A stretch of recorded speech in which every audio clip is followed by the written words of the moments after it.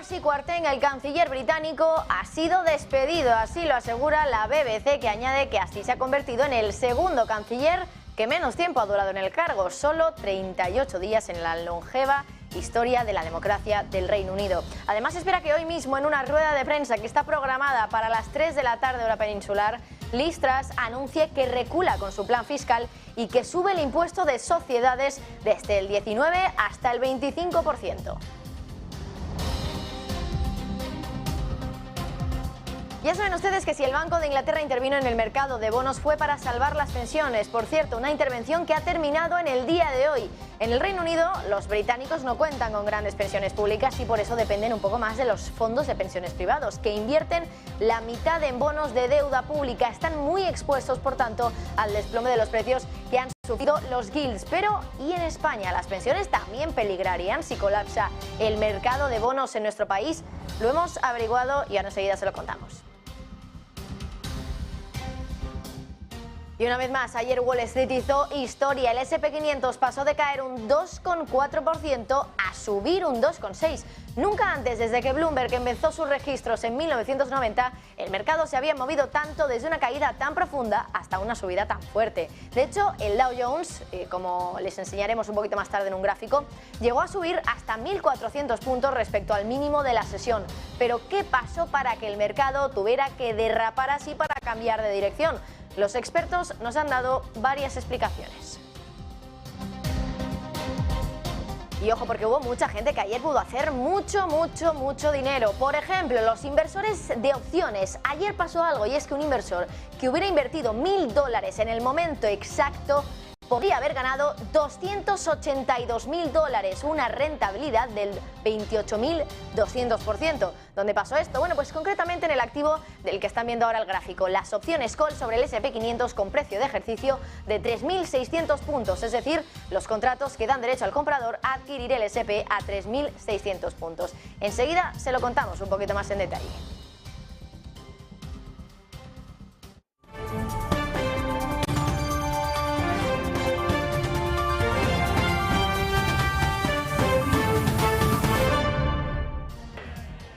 Muy buenas tardes. Este hombre que ven ustedes en pantalla se acaba de convertir en el segundo canciller británico que menos tiempo ha durado en el puesto en la larga democracia del Reino Unido. Kwarteng ha sido despedido, según informa la BBC. El canciller ha llegado hace apenas una hora a Downing Street desde Washington, donde había asistido a las reuniones del FMI, pero el último giro de los acontecimientos le ha obligado a volver anticipadamente el mismo día en el que el Banco de Inglaterra acababa su plan de compras de emergencia. Ahora es el gobierno al que le toca actuar y se espera que hoy mismo, en una rueda de prensa a las 3 de la tarde, Liz Truss anuncie que recula con su plan fiscal y que sube el impuesto de sociedades desde el 19 hasta el 25%. No solo eso, incluso podría anunciar precisamente lo que está diciendo ya la BBC, que Kwasi Kwarteng ha sido despedido y que ya es el segundo canciller británico que menos tiempo ha durado en el cargo, tan solo 38 días desde que comenzó.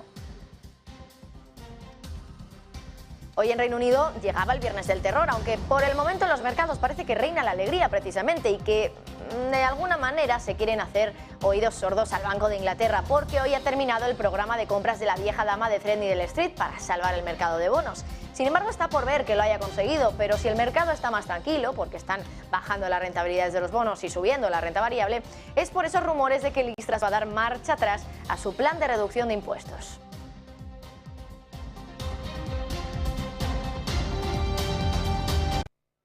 Por cierto, que el Banco de Inglaterra, ya les hemos dicho que hoy acababa ese programa de compras de emergencia y ha buscado una traca final para el fin de su programa. Hoy la institución de Andrew Bailey ha aumentado el tamaño de la última operación de compra de gilts. Finalmente ha sido del tamaño máximo permitido, 5.000 millones, un fin por todo lo alto para el programa de compras de emergencia del Banco de Inglaterra. Bueno, el caos en el mercado de deuda británico también hace que surja una pregunta, y es hasta qué punto lo que ocurre en el Reino Unido es la punta del iceberg y va a acabar aflorando toda una crisis de deuda en Europa en su conjunto. Simon Harvey, que es jefe de análisis de divisas en Monex Europe, nos decía hoy en Business Connection que hay un riesgo de crisis de deuda en Europa. Dice que la clave está en si Italia presenta un importante gasto en sus presupuestos en las próximas semanas. Escuchen. I think that there's definitely a risk of there being some sort of debt strain in Europe. I mean, we're looking at Italy right now, the coalition government's being formed. We're not really seeing too much progress in the sense of what their fiscal policies are going to be in next year's budget, which we expect to come in the next kind of month or so. And if they do go down that route of a big spending package, I think then we've got a very big problem on our hands in Europe. And because it will be of a fundamental nature, in the sense that investors don't want to finance this increasing deficit in Italy, that the ECB won't necessarily be able to use its transmission protection instruments to offset the kind of the strain in Italian bonds.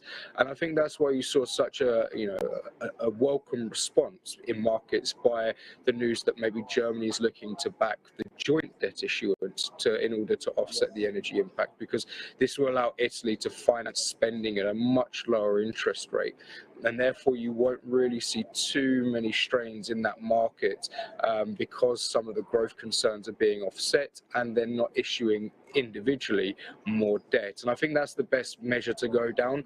The problem is it's highly politicized, so it may take too long to actually be to be authorized. But if we see Italy go at this on their own, I think we've definitely got a problem in Europe with regards to kind of market fragmentation like we had in the UK in bond markets. Sabemos que si el Banco de Inglaterra intervino en el mercado de bonos británico fue para salvar a las pensiones. Saben que en el Reino Unido los británicos no cuentan con grandes pensiones públicas y por eso dependen de los fondos de pensiones privados, que invierten la mitad de su dinero en bonos de deuda pública, con lo cual están muy expuestos a ese desplome que hemos visto en los precios de los gilts. Pero ¿y en España las pensiones también peligrarían en nuestro país si colapsa el mercado de bonos? Bueno, lo hemos investigado. Fernando Roca. En Reino Unido, los fondos de pensiones han entrado en pánico con las turbulencias del mercado. Estos fondos de pensiones privados tienen en su poder activos por valor de 2,3 billones de libras, es decir, 2,3 millones de libras. Y más de la mitad de esos activos están invertidos en bonos de deuda pública. Aunque a priori son activos considerados muy seguros, los movimientos en los bonos de las últimas semanas han puesto en jaque el dinero que los contribuyentes tienen invertido en esos fondos de pensiones. Pero la pregunta es, ¿podría pasar en España algo similar? Pues en principio no. Los fondos de pensiones privados representan en España tan solo una pequeña parte del total. De hecho, según un informe de Inverco, la Asociación de Instituciones de Inversión Colectiva y Fondos de Pensiones, los activos de estos fondos representan 117.000 millones de euros. Y de estos activos, tan solo el 25% están invertidos en renta fija pública. Recordemos que en Reino Unido era un 50%. Es decir, en Reino Unido hablamos de 1 billón de libras y en España tan solo de unos 30.000 millones de euros. Y en el ámbito público, aquí en España, en la Seguridad Social, el fondo de reserva, es decir, la conocida hucha de las pensiones, se desprendió en el año 2020 de todas sus inversiones hasta hoy, por lo que todos sus activos están en liquidez, en dinero. En definitiva, por mucha turbulencia financiera en los mercados de deuda pública, el sistema de pensiones aquí en España no entraría en peligro, algo que sí está pasando en Reino Unido. Decíamos que era la BBC quien había confirmado que Kwasi Kwarteng había sido despedido y ahora ha sido el propio canciller británico Kwasi Kwarteng quien lo ha confirmado también. Lo ha hecho a través de su Twitter y ha publicado una carta donde confirma efectivamente que ha sido despedido. Lo que está diciendo Kwasi Kwarteng en esa carta es que cuando se le pidió servir como su canciller, pues que lo hizo con todo el conocimiento de que la situación a la que se enfrentaban era increíblemente difícil, con subidas de tipos de interés en todo el mundo y también con subidas de los precios de la energía. Dice que aún así su visión de optimismo de cara a la visión de optimismo se refiere a la del pueblo británico y sobre su el crecimiento y el cambio estaba en lo correcto. Dice que ha dicho muchas veces en las últimas semanas que seguir con el status quo no era una opción y que por demasiado tiempo este país había sufrido tipos de interés muy bajos, con también tipos de crecimiento, tasas de crecimiento muy bajos y con unos impuestos muy elevados. Y decía que esto debía cambiar para que el país pudiera tener éxito. Dice que también el ámbito económico ha cambiado mucho desde que pusieron ese plan de crecimiento el 23 de septiembre. Ha dicho que como respuesta al Banco de Inglaterra y sus excelentes oficiales en el Tesoro británico habían respondido a esos eventos y que agradece esa dedicación que han tenido sus colegas. Dice que ahora es importante que nos movamos hacia adelante para enfatizar en el compromiso del gobierno para la disciplina fiscal y que el plan fiscal de medio plazo que iba a anunciar Kwarteng el día 31 de octubre es crucial para este objetivo y dice que sigue esperando apoyar en este caso a la primera ministra, porque la carta la dirige a la primera ministra, dice que sigue esperando apoyar a la primera ministra y que su sucesor consiga también tener el apoyo de los otros miembros del gobierno. Dice que ha dicho en esa carta que ha sido colega y también amigo de Liz Truss por muchos años y que en ese tiempo ha visto la dedicación y la determinación que tiene y por eso dice que confía en su visión, en que su visión es la correcta y ha sido un honor servirle como canciller en su gobierno. Ha dicho también que ese éxito ha sido, el éxito de Liz Truss es el éxito del país y que espera o le desea todo lo mejor. Esa es la carta de confirmación donde Kwasi Kwarteng ha anunciado ese despido que ya lo decían desde la BBC, pues ahora lo confirma el propio Kwasi Kwarteng. Kwasi Kwarteng, por tanto, canciller británico despedido y ahora vamos a intentar analizar qué implicaciones tiene esto. Vamos a hacerlo con Alexis Ortega, que es director general técnico de Finagentes Gestión, que ya nos acompaña. Alexis, muy buenas. ¿Qué tal, Marta? Muy buenas tardes. Bueno, se acaba la estancia de Kwasi Kwarteng en el gobierno y se acaba el problema, Alexis. Bueno, de momento lo que tenemos es un primer asalto. La verdad es que esa confrontación entre política monetaria y política fiscal que había dado lugar al terremoto de finales de septiembre y que tenía una especie de pequeña prórroga que acababa hoy, pues de alguna manera tenía que acabar por dirimirse quién es el que acaba saliendo y obviamente quien ha acabado fracasando en esta situación es obviamente los planes del gobierno de aumentar el gasto y de aumentar el endeudamiento. Complicaba la situación para el Banco de Inglaterra y por lo tanto en este momento el Banco de Inglaterra entre la estabilidad financiera y la estabilidad de precios parece que se inclina por mantener la estabilidad de precios, lo cual es algo positivo en este sentido. Otra cosa es que esto esté definitivamente cambiado, porque obviamente de alguna manera todas las medidas que se estaban poniendo en práctica por parte del gobierno eran medidas determinadas a pasar un bache económico muy gordo debido a la situación de la guerra y a la subida de los precios de la energía. Ahora que ese estímulo desaparece, pues obviamente la economía de alguna manera lo tendrá que resentir, por lo tanto de alguna manera las tensiones volverán otra vez a aparecer. De momento lo que cunde es la alegría por la victoria de uno de los dos bandos. Efectivamente. Bueno, lo que también sabemos es que estamos a la espera de que Liz Truss comparezca a partir de las 3 de la tarde, más o menos hora española, es cuando se espera. Y que, habrá que ver si confiamos en esa puntualidad británica. No nos tienen acostumbrados a tanta puntualidad, por ejemplo, desde Bruselas, pero vamos a ver si en este caso desde el Reino Unido, pues sí que a las 3 de la tarde tenemos esa comparecencia de Liz Truss. Lo que se espera es que anuncie una subida de los impuestos, sobre todo del impuesto de sociedades, desde el 19 hasta el 25%. Por el momento no he podido leer si se espera que dé marcha atrás alguna de las rebajas de impuestos que estaban incluidos en ese mini presupuesto de Kwarteng. Pero Alexis, ¿qué es lo que se puede esperar que vaya a hacer en este caso Liz Truss y qué debería hacer en tu opinión?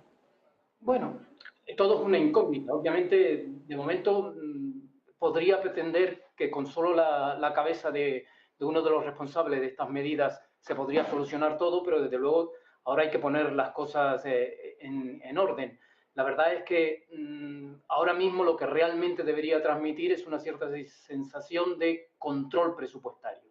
Pero eso no es un problema que solo tengan los británicos, es un problema que tiene pues prácticamente la Unión Monetaria y un problema que tiene incluso hasta los Estados Unidos en este momento. Los déficits bastante dañados ya con el tema del COVID ahora están bastante más dañados por el tema de la crisis energética. Todos los gobiernos de alguna manera están intentando paliar los efectos de la inflación añadiendo más leña al fuego, pretendiendo que así se apaga ese fuego, puesto que se ha hablado mucho de cuál es el origen de la inflación. La verdad es que se habla que si los salarios, que si los cuellos de botella en la distribución, que si los precios de la energía. Yo creo que los cuellos de botella, el origen de toda esta inflación es una política monetaria extremadamente laxa y una política fiscal extremadamente laxa también. y por lo tanto, de alguna manera, si ahora mismo pretendemos resolver el problema, vamos a tener que resolverlo con una política monetaria mucho más estricta, pero obviamente si no acompaña una política fiscal estricta, la política monetaria va a tener que ser muy agresiva. Y ese es el problema realmente con el que se han encontrado.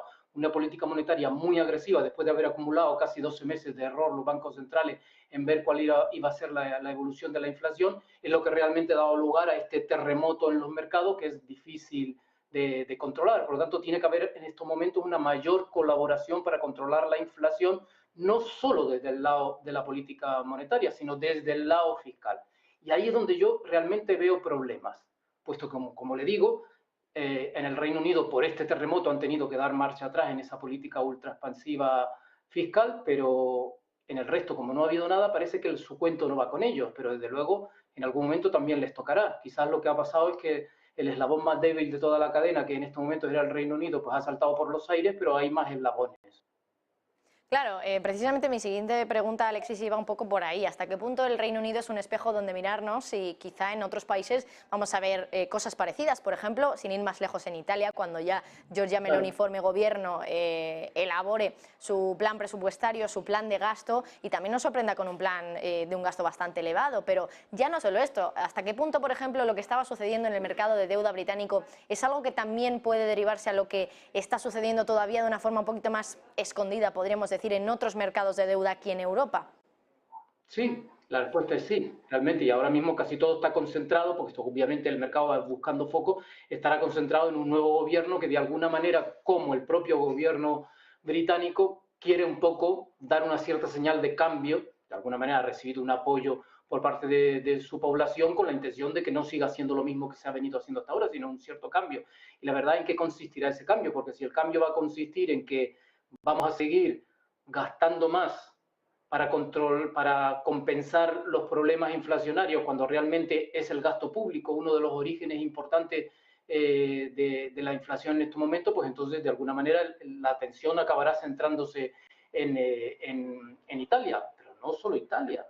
Hay que tener en cuenta que en Alemania, un país que en estos momentos está teniendo una crisis energética muy importante, ha puesto sobre la mesa 200.000 millones de gastos, aunque la verdad es que tiene un nivel de endeudamiento relativamente bajo para lo que son el resto de economías occidentales, realmente en estos momentos está echando un poco sobre la mesa muchísimo gasto y muchos países pueden volverse a la tentación de también aumentar de alguna manera el gasto. Si los gobiernos no controlan el gasto, si no lanzan un mensaje de control de la inflación, no solo van a seguir inyectando inflación al sistema, sino que adicionalmente obligarán a los bancos centrales a ser mucho más agresivos y mucho más rápidos en la adecuación de sus políticas monetarias, y eso de alguna manera desestabilizará a los mercados, porque en estos momentos el problema es que por el error del año 2021, ahora mismo los bancos centrales tienen que compensar la pérdida de credibilidad y aumentar los tipos de interés más de lo que hubiesen tenido que hacerlo si eso lo hubieran empezado a hacer en el año 2021. Pero ahí no solo se queda el problema, obviamente acabará llegando a la cumbre de la pirámide, y la cumbre de la pirámide es obviamente la economía americana. En algunos momentos tendremos que darnos cuenta de que en Estados Unidos se ha acumulado déficit del 15% en el año 2019-20, del 12% en el 2021 y del 5% en estos momentos. Aunque ha bajado sustancialmente, la verdad es que son niveles incompatibles con la imagen de una economía absolutamente sana. 5% de déficit es algo tremendo. Por último, bueno, también Alexis se decía que hoy iba a ser un viernes de terror en el Reino Unido porque el Banco de Inglaterra era cuando estaba previsto que ya terminara ese plan de compras, se decía que iba a ser el 14 de octubre, hubo un momento en el que se dijo que podía ampliarlo, lo decía el Financial Times, luego salió el Banco de Inglaterra a desmentirlo y efectivamente parece que ha sido así, que efectivamente hoy ha terminado ese programa de compras. ¿Hasta qué punto era necesario que lo terminara o quizá habría sido mejor que continuara un poquito? Porque sí que es cierto que estamos viendo cómo hoy están cayendo las rentabilidades de los bonos británicos, pero imagino que también será por todo esto que está haciendo ahora mismo el gobierno, con el despido de Kwasi Kwarteng y con el cambio que se avecina en el mini presupuesto que presentó el canciller británico. ¿Debería el Banco de Inglaterra haber seguido y hasta qué punto realmente funcionó? Porque sí que es cierto que hubo una caída bastante importante al principio cuando se anunció ese plan de compras de emergencia, pero un poquito después las rentabilidades volvieron a subir y estaban de nuevo en niveles de antes de que se anunciara esa intervención. Sí, básicamente el plan, de alguna manera, si no se hubiese tomado esta última decisión política de echar prácticamente al cabeza de turco, al que han considerado en estos momentos culpable de toda la situación, de alguna manera el Banco Central británico hubiese tenido que seguir comprando, puesto que la situación estaba lejos de estar solucionada. Lo que ha pasado últimamente en el mercado, como bien usted señala, habíamos vuelto otra vez a los niveles del inicio de la intervención del Banco Central, era por el hecho de que se estaba ya acercando la fecha límite y por lo tanto le estaban pidiendo que en este momento la situación estaba calmada porque el Banco Central compraba, pero si dejaba de comprar la situación se volvería otra vez a ser explosiva y por lo tanto de alguna manera si el Banco Central quería ser serio y el gobierno también, en este momento alguien tenía que salir y hacer un cambio sustancial que hiciera pensar al mercado que la situación estaba controlada. Pero desde luego vamos a ver en qué queda la decisión del gobierno británico, si solo queda en expulsar al cabeza de turco en esta situación o hay algo más. Desde luego, si hay algo más, si hay una idea de control presupuestario importante, pues entonces obviamente esta situación podría por lo menos relativamente calmarse durante un tiempo. Pero si desde luego lo único que es una especie de cortina de humo o sencillamente echarle la culpa a alguien y luego más tarde mirar para otro lado, el Banco Central tendrá que volver otra vez a comprar porque la situación claramente no está resuelta. Bueno, pues Alexis Ortega desde Finagentes Gestión, muchísimas gracias como siempre y que pases un muy buen fin de semana. Vale, igualmente, gracias. Bueno, y nosotros cambiamos de asunto porque una vez más ayer Wall Street hizo historia y el S&P 500 pasó de caer un 2,4% a subir un 2,6%. Nunca antes, desde que Bloomberg había empezado sus registros en 1990, el mercado se había movido tanto desde una caída tan profunda hasta una subida tan fuerte. De hecho, el Dow Jones, como ven en el gráfico, llegó a subir hasta 1.400 puntos respecto al mínimo de la sesión. Pero, ¿qué pasó para que el mercado tuviera que derrapar así para cambiar de dirección? Los expertos lo cierto es que no lo tienen muy claro. Según Bloomberg, algunos apuntan a un fuerte soporte y otros a las coberturas con opciones de aquellos inversores que tenían que proteger sus posiciones cortas cuando otros habían tomado beneficios de sus opciones put durante la fuerte caída. Otros creen que se debe a la temporada de resultados, que está dando ciertas esperanzas a los que están alcistas.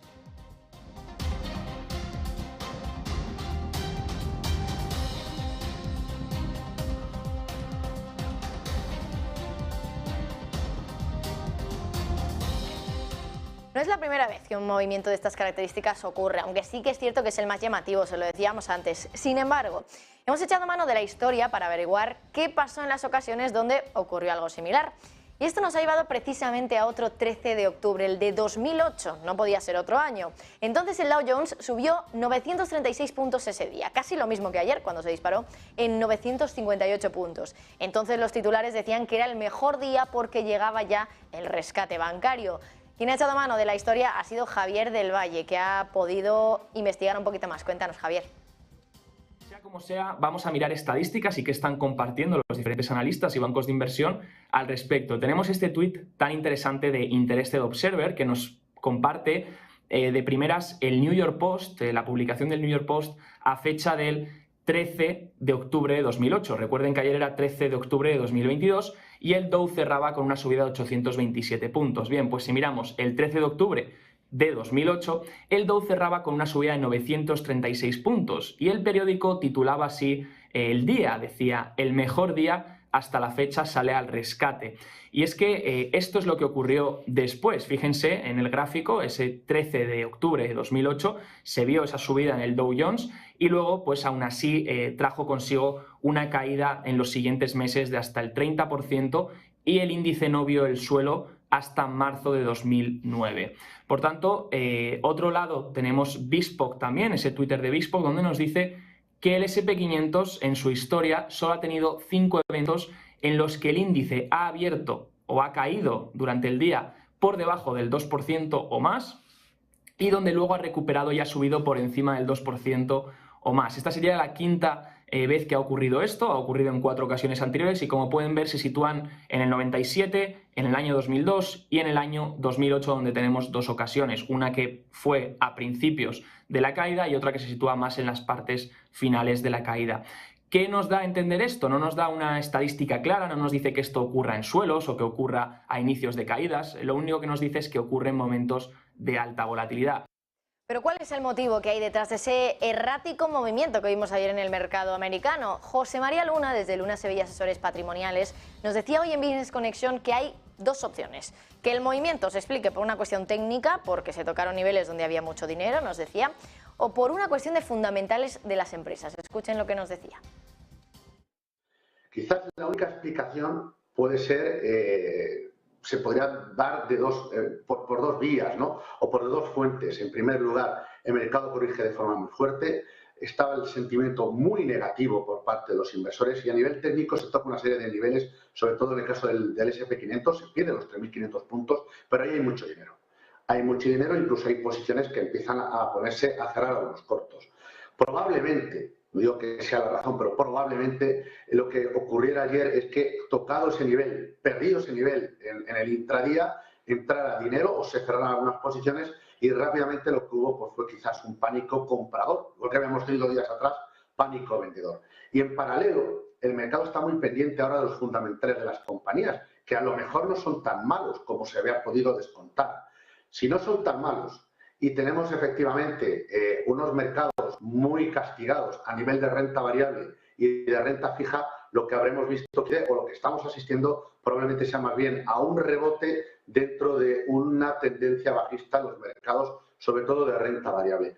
Bueno, otros expertos apuntan a que hubo algo parecido a lo que pasó en GameStop, un famoso short squeeze, un fenómeno alcista que ocurre cuando hay tanta gente con posiciones cortas que, como empieza a subir el mercado, se ven obligados a comprar para proteger sus posiciones. Javier del Valle, cuéntanos.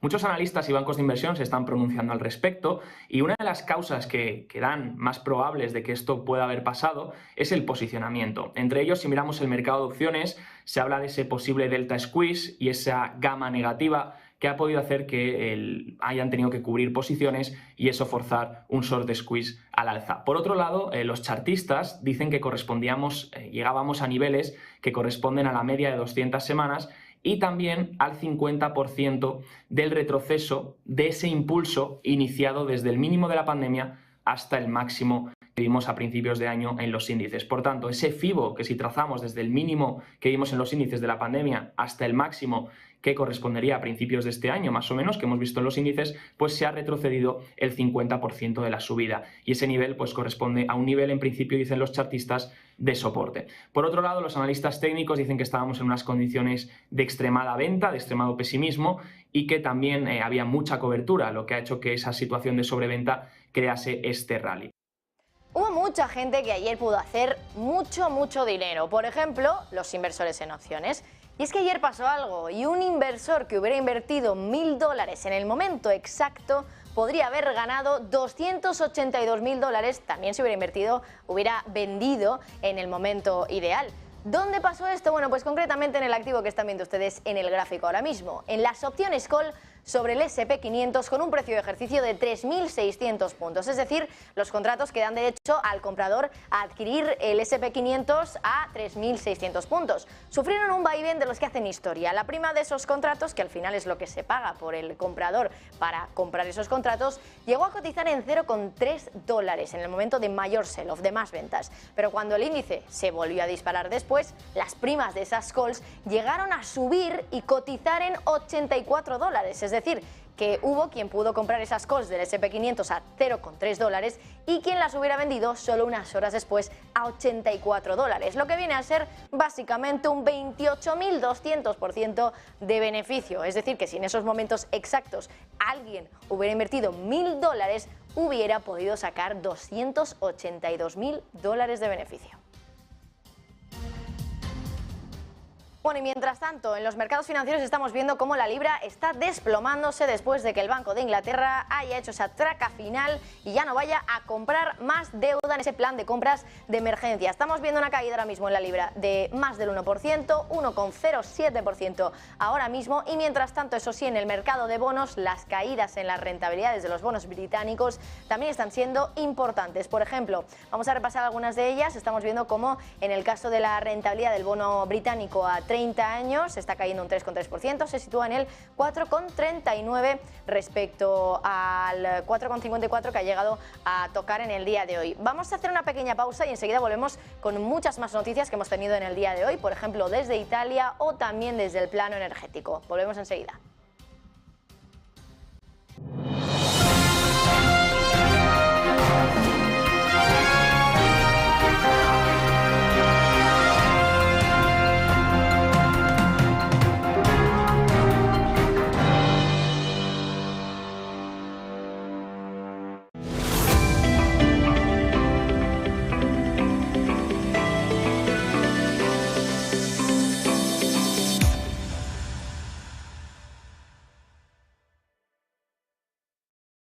Ven al Torreón, estamos en El Pardo, un espacio único en plena naturaleza.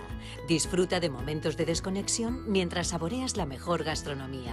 Disponemos de 7 amplias terrazas y salones para todo tipo de eventos. Degusta nuestros exquisitos platos acompañados de una selecta bodega de vinos. A tu servicio, un gran parking y zona infantil. Abierto los 365 días del año. Cocina ininterrumpida desde las 10 de la mañana hasta las 12 de la noche. Haz tu reserva.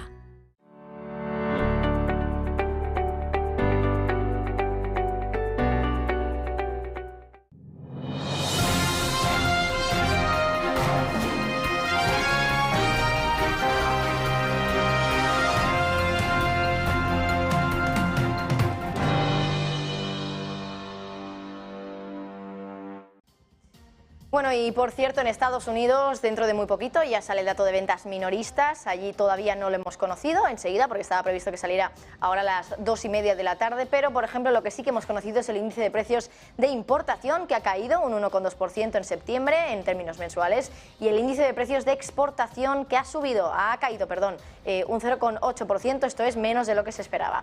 Luego, además, también hemos conocido, por otra parte, las ventas minoristas subyacentes, que ya las tenemos encima de la mesa.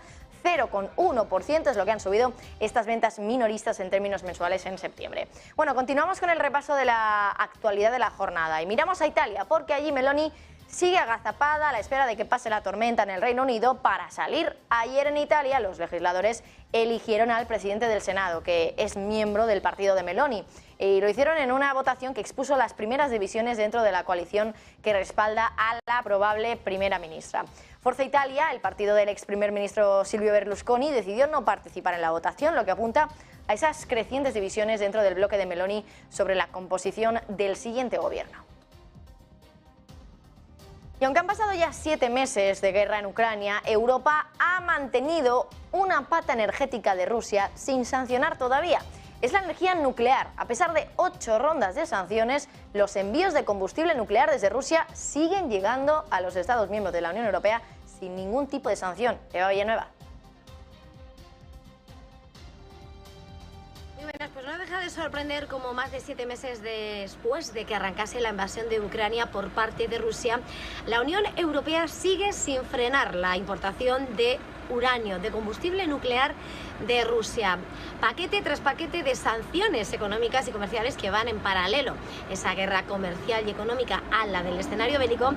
Los europeos siguen importando ese combustible nuclear de Rusia pese a las críticas reiteradas de Ucrania, del presidente Zelensky y del gobierno ucraniano, que pide que se cierre el grifo de la financiación a Vladimir Putin, un dinero con el que financia la invasión, y por supuesto las críticas de organizaciones ambientales como Greenpeace. En este escenario además choca la recomendación del Parlamento Europeo del mes de abril, en el que se pedía el embargo de las importaciones rusas de combustible nuclear y en el que instaba además a los Estados miembros a dejar de trabajar con el gigante nuclear estatal de Rusia, Rosatom, en proyectos existentes nuevos. ¿Cuál es el problema? Pues hay que mirar a la radiografía nuclear en Europa. Hay 18 reactores nucleares en el conjunto de la Unión, países como Finlandia, Eslovaquia, Hungría, Bulgaria y la República Checa, y todos esos reactores dependen de Rosatom para el suministro de combustible nuclear y otros servicios. De hecho, por mirar las grandes cifras, Moscú representó casi una quinta parte el 19,7% de las importaciones de uranio de la Unión Europea el año pasado, según los datos de la Agencia de Abastecimiento de Euratom. Solo Níger y la ex República Soviética de Kazajstán fueron los mayores proveedores de uranio del bloque. De ahí que una vez más se vea esa dependencia energética de Europa hacia Rusia y por lo tanto se siga adelante con esa compra del combustible nuclear ruso.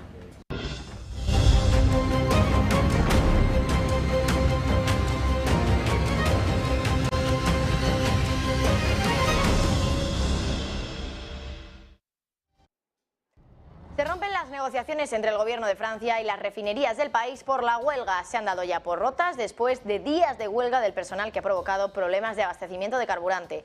Alrededor del 30% de las estaciones de servicio no tienen combustibles o andan escasos. Además, esto ha forzado al cierre de varias gasolineras. Los sindicatos exigen que los trabajadores reciban aumentos salariales.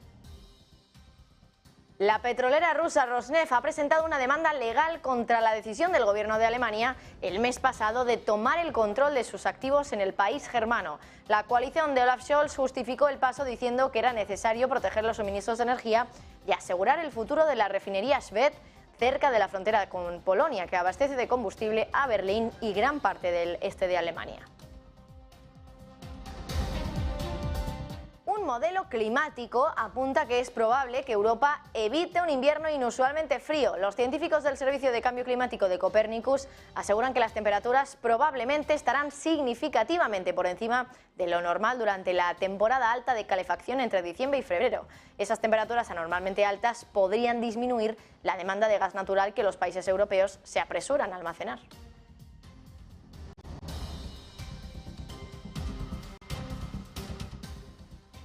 Y hoy en España hemos conocido la confirmación del dato de IPC de septiembre y ojo porque ha disminuido hasta el 8,9%, un dato mejor de lo esperado y que supone recortar su tasa interanual en 1,6 puntos. El motivo, la bajada de los precios de la electricidad y los carburantes, aunque es cierto que los alimentos están disparados. Con ese retroceso del IPC, la inflación se descuelga por tanto de los dos dígitos, tras haber encadenado ya 3 meses consecutivos por encima del 10%.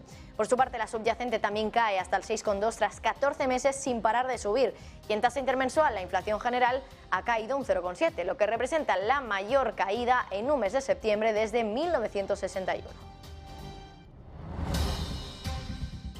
Y ya llegan las primeras reacciones. Calviño celebra que la inflación en España se haya situado por debajo del 9 y ha dicho que esperaba que la tendencia se mantuviera. En el marco de las reuniones del FMI ha asegurado que la tendencia a la baja que comenzó durante el verano se está acelerando.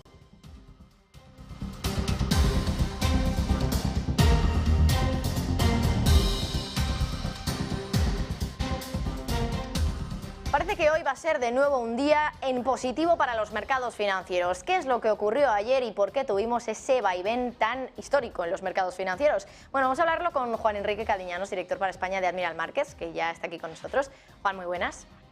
¿Qué tal? Muy buenas. Bueno, hemos escuchado un poco de todo, ¿no? Que se debe un poco al posicionamiento que tenían los inversores, muchos estaban con posiciones bajistas, por lo tanto a la mínima subida pues ya tienen que cubrir las posiciones y por eso hemos visto una especie de short squeeze, podríamos decir. Ahora nos confirma si en tu opinión es eso. Algunos dicen que es por cuestiones técnicas, que había un soporte muy importante que, bueno, pues no se podía romper y eso hizo que al final saliera al alza. En tu opinión, ¿qué es lo que ayer provocó que Wall Street subiera con esa fuerza después de caer también tanto? Porque estaba cayendo más del 2% el S&P 500 tras un dato malo, que podemos confirmar que era un dato malo de inflación, a pesar de que caía respecto al mes anterior. Es cierto que se había situado peor que las estimaciones y anteriormente, la última vez que pasó, sin ir más lejos, el dato que conocimos a principios de septiembre, el S&P cayó un 4,8 ese día, pero ayer subió más de un 2%. ¿Qué es lo que ocurrió?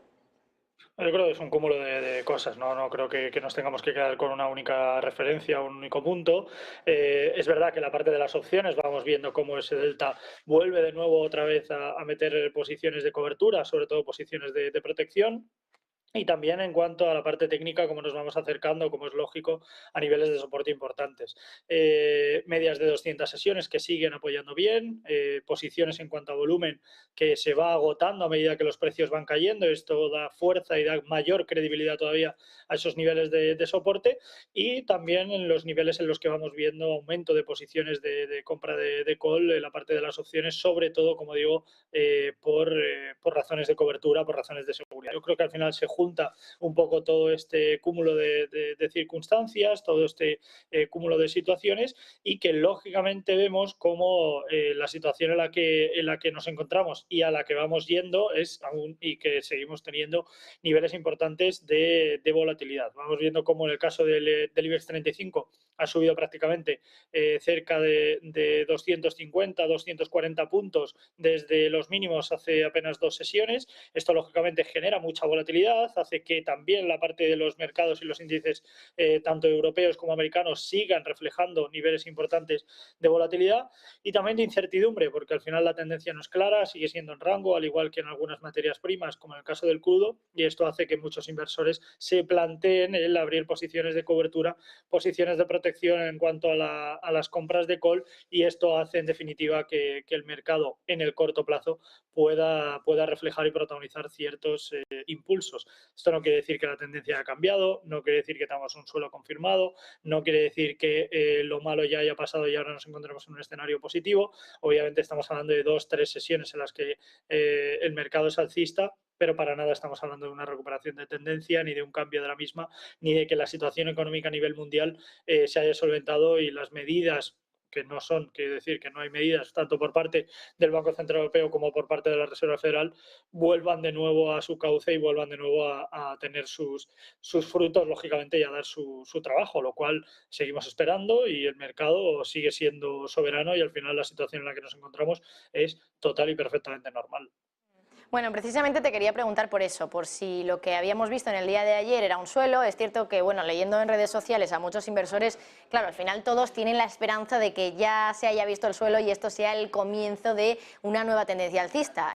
Por tus palabras entiendo que no, pero claro, ¿hasta qué punto de nuevo es otro rebote del gato muerto? Porque hoy, por ejemplo, leía una frase que me ha parecido muy curiosa y es: ¿está el gato muerto ya harto de tantos rebotes? Hemos visto ya varias así, pero entiendo por lo que has dicho, Juan Enrique, que el suelo todavía no lo estamos viendo en los mercados, que haría falta quizá ese pivot de la Reserva Federal que nos diga o nos haga ver de alguna forma, con alguna pista, que va a dejar de ser tan agresivo con sus subidas de tipos para que veamos ese suelo. Sí, también leía el otro día, ¿no?, el meme del gato del mercado, cuántas vidas tiene, porque las veces que ha muerto ya no son referencia. Y es verdad que, obviamente, desde el punto de vista técnico vemos un posible rebote, que puede ser un rebote meramente técnico, como hemos comentado. Es verdad que nos encontramos cerca de nivel de suelo de corto plazo, pero no de medio ni de largo. Yo creo que en el caso, por ejemplo, del IBEX 35, nos seguimos quedando con referencias en torno a los 6.800, incluso los 7.000 puntos a nivel de medio plazo, y en el caso del Standard & Poor's los 3.400, 3.200 siguen siendo buena referencia.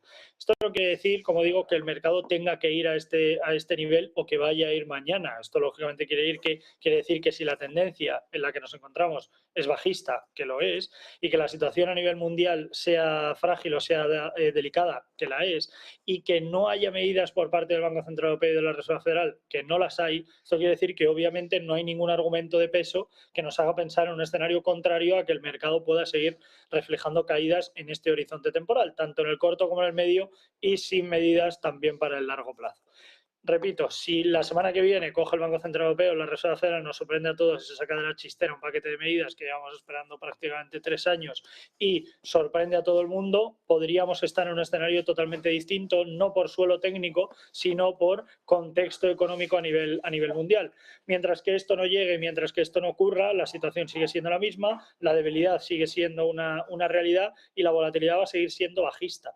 Pero seguiremos viendo rebotes técnicos, seguiremos viendo niveles de protección para inversores a medio plazo y seguiremos encontrándonos en un escenario en el que vamos a seguir teniendo volatilidad en un rango establecido que por el momento no hemos llegado al suelo del mismo.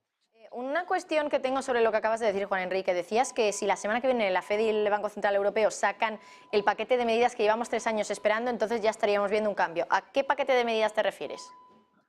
Estaríamos viendo un cambio si el paquete de medidas es razonable y lógicamente hace que el mercado pueda recuperar, ya no el mercado sino la economía. Yo creo que necesitamos medidas de mucho impacto, medidas de estímulo fiscal. No creo que únicamente la subida de tipos sea una referencia a tener en cuenta para poder impulsar al sector financiero y seguir ahogando al consumo, que es prácticamente un poco más de un cuarto del PIB en Europa y más de 2/3 partes del PIB en Estados Unidos, lo cual todo lo que sea contraer el consumo va a ser negativo a medio y largo plazo para la economía, seguirá siendo bueno para la banca porque lógicamente le das más herramientas para poder trabajar, pero es verdad que la banca es el músculo, pero no es la referencia principal y el ciclo económico no depende de la banca. Esto es algo que lo decimos mucho en la parte value y en la parte fundamental, por activa y por pasiva, la banca no es el músculo de la economía, el consumo es la referencia principal y todas las medidas que se tomen, tanto por parte del Banco Central Europeo como por parte de la Reserva Federal, deberían ir encaminadas a potenciar el consumo.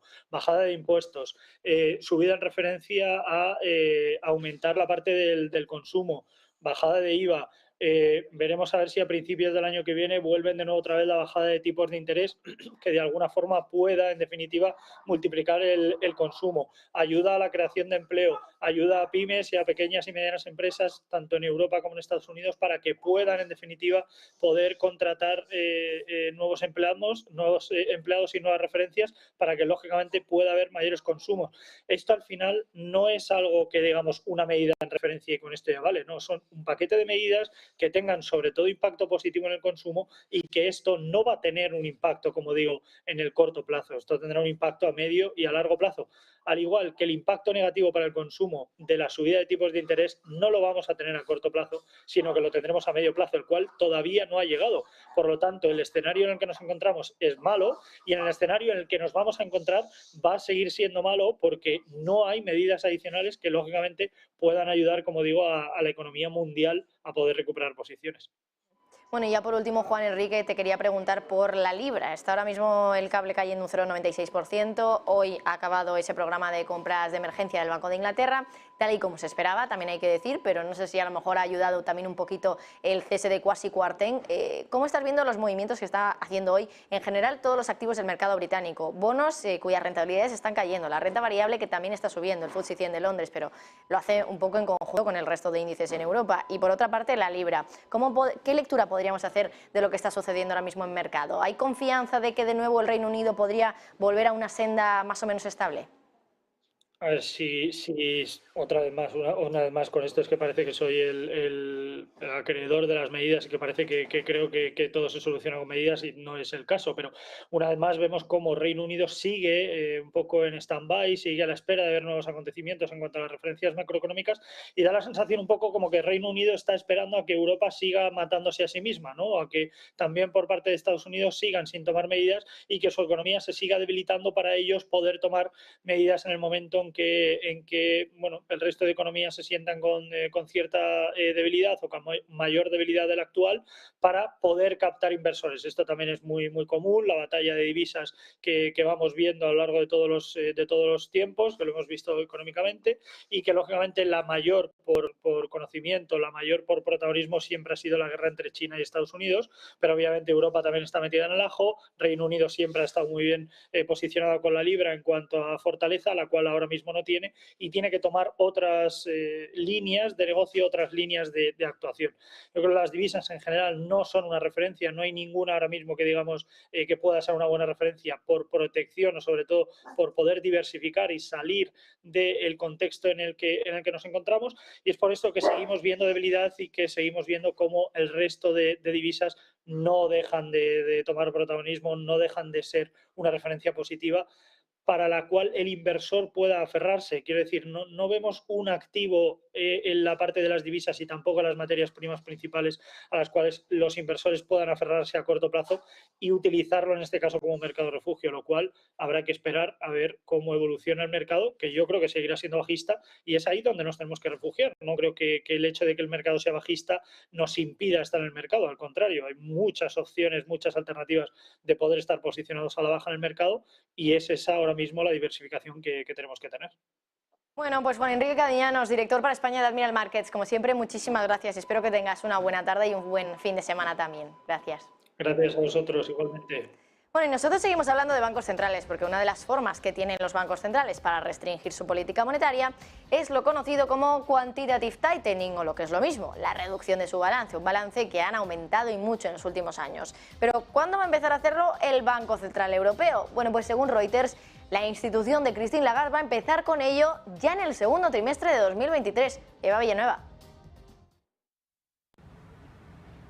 En medio de las turbulencias que no dejan de despejar las guías del mercado, los inversores, los estrategas, empiezan a estudiar por dónde puede llegar el gran desafío, el nuevo reto de los mercados, y todo apunta a que será el Banco Central Europeo quien abra esa caja de Pandora cuando, tras decir adiós al QE, de paso al QT, ese Quantitative Tapering de la reducción del balance.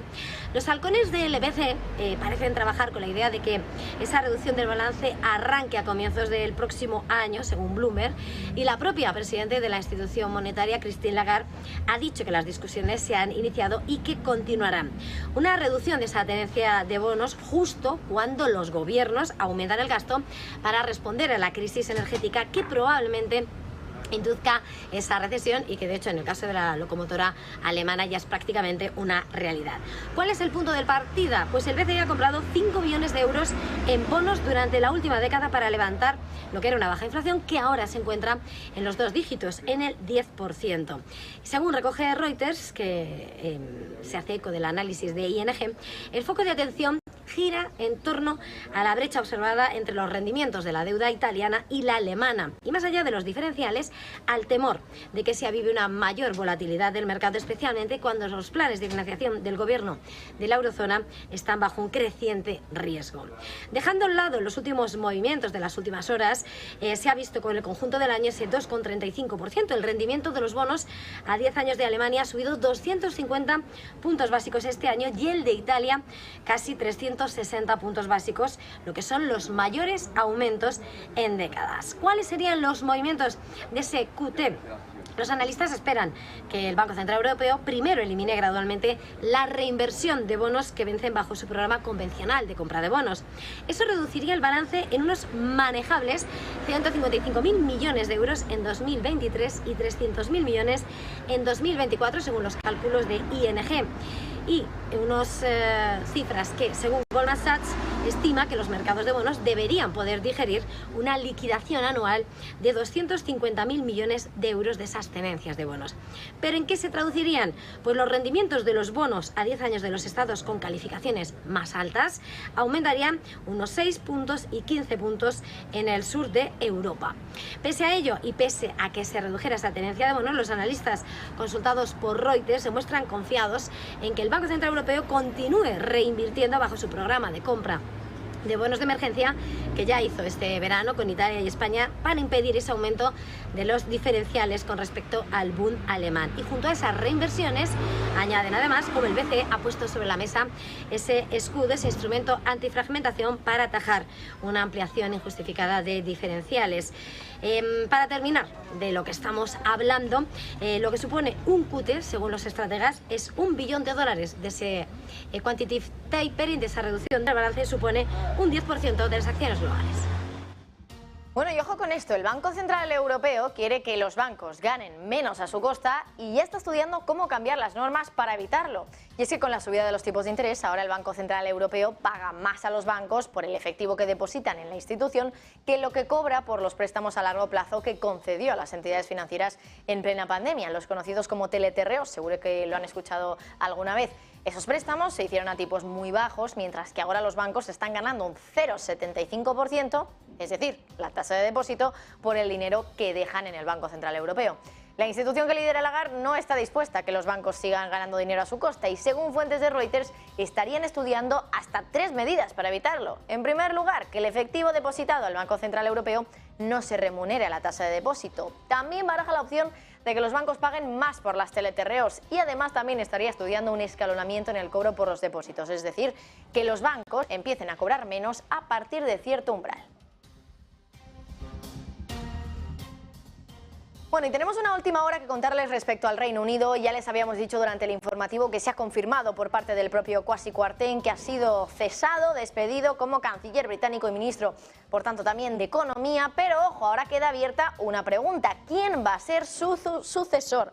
Bueno, pues lo que hemos conocido es que Jeremy Hunt estaría ahora, bueno, pues como uno de los claros candidatos que podría ser el nuevo canciller del Reino Unido. Dice uno de los editores políticos de, bueno, pues un medio británico, de The Times, que Jeremy Hunt va a ser el nuevo canciller y que va a ser anunciado como canciller en la rueda de prensa que está a punto de empezar. Se espera que empiece a las 3 de la tarde y bueno, pues por lo que podemos saber, según dice este editor político de The Times, es que muchas fuentes le están diciendo que Jeremy Hunt podría ser el canciller, aunque todavía no tiene confirmación oficial. Dice que está siendo complicado por el hecho también de que está fuera del país y recuerda que Jeremy Hunt es uno de los uno de los políticos que más ha apoyado a Rishi Sunak, que precisamente era el rival de Liz Truss en las primarias que se celebraron en los últimos meses.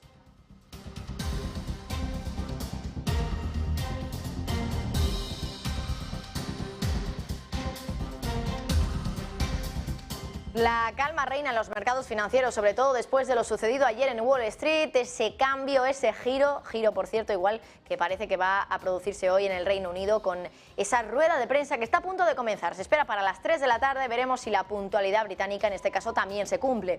Mientras tanto, ¿qué está haciendo el mercado británico en todas sus opciones? Por ejemplo, renta variable, renta fija o incluso la divisa británica. Bueno, pues el FTSE 100 de Londres está subiendo un 0,39%. Tenemos también, pues subidas en el precio de los bonos británicos, es decir, caídas en sus rentabilidades. Estamos viendo como, por ejemplo, la rentabilidad del bono británico a 30 años, está cayendo un 2,29%, 4,44% ya de rentabilidad. Y mientras tanto, la libra esterlina respecto al dólar está cayendo, pero cada vez menos. Ha llegado a desplomarse más de un 1%, ahora solo lo hace un 0,68 hasta los 1,1254 dólares por libra. Mientras tanto, estamos muy pendientes de que comiencen apenas unos minutos la rueda de prensa de Liz Truss, donde se espera, por una parte, que ella también anuncie de forma oficial por parte de la primera ministra que Kwasi Kwarteng ha sido cesado, que anuncie también quién es su sucesor.